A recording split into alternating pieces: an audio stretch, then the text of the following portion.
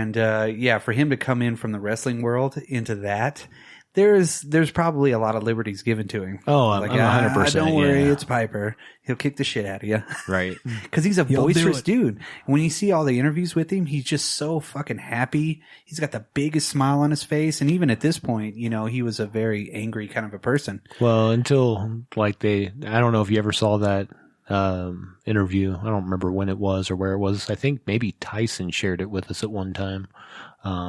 Where the guy was telling him wrestling wasn't real on talk show, and he flipped the fuck out, dude. I thought he was going to smash the shit out of everybody. Yeah, he's like, see this knee? See this spot right here? See this spot? And he's like, blah, you could blah, just blah, tell. blah, blah. I mean, he didn't do anything, but he was boiling, dude. Yeah, that was all staged. Yeah.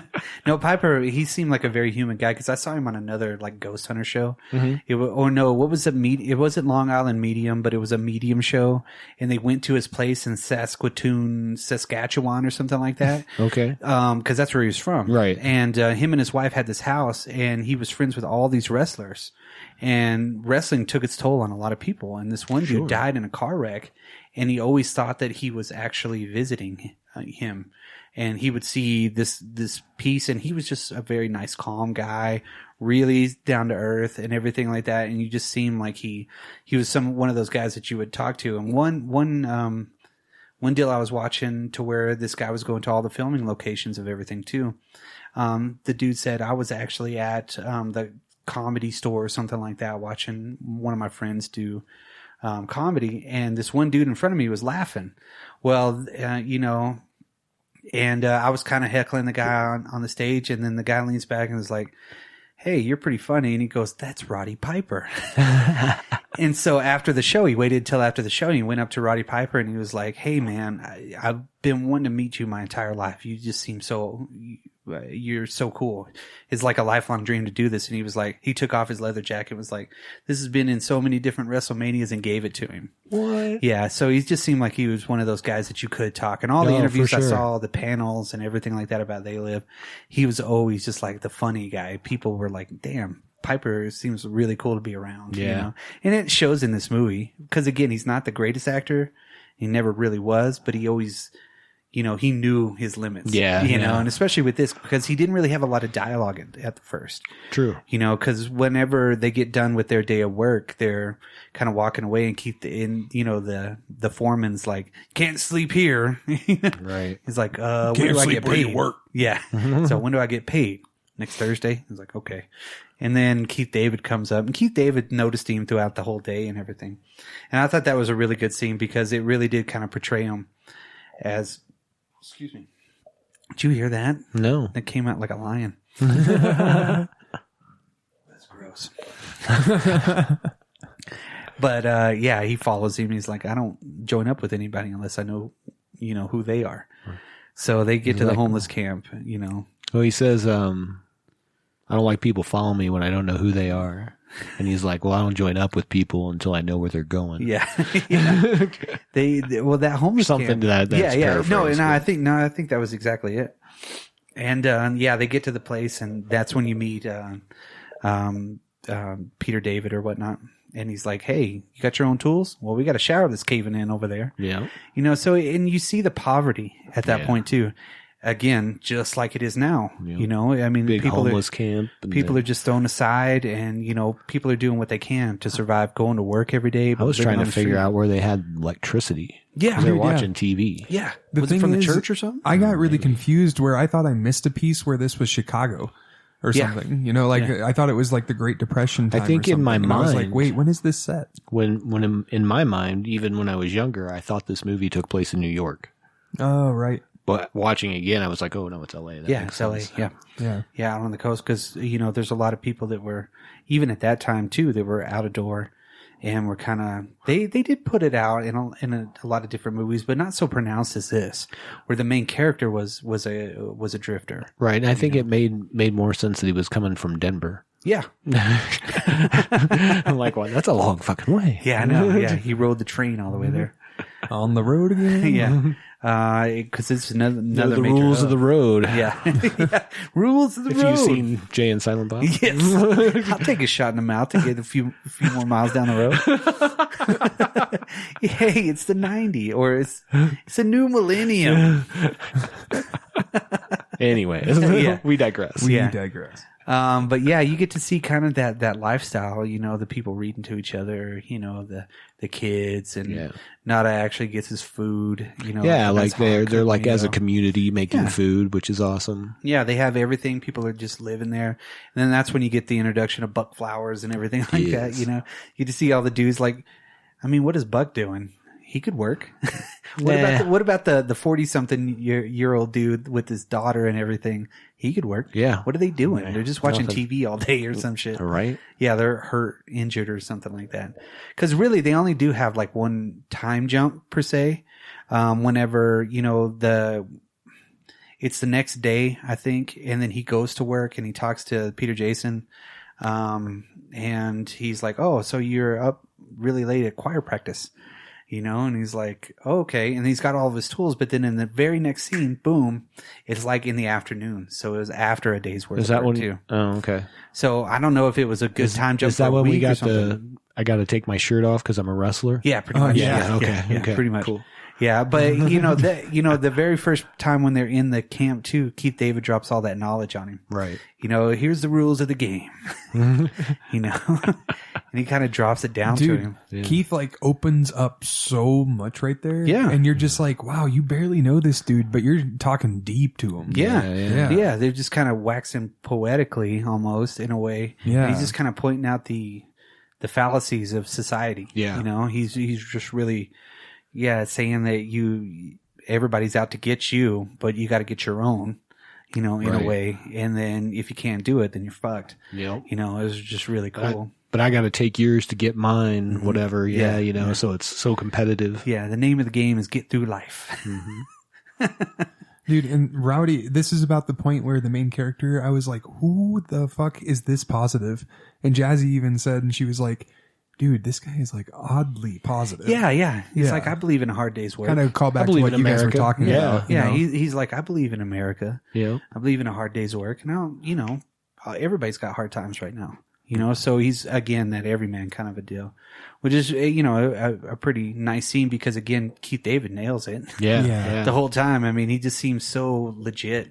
He does good. Because you could really tell great actors in movies that aren't the greatest, but still cult classics because you could tell how much they love their craft. Right. Just like The Thing. He was awesome in that. I agree. Just like everybody, I think in this movie, he really does kind of open it up and you get to see a little bit more personality out of him too after Platoon and all that stuff. Right. Even though Platoon won an Academy Award. Yes, it did. Yeah.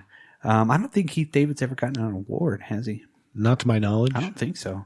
He'll probably get a Lifetime Achievement Award, in like 20 years. Right. Yeah. I think it's pretty good though.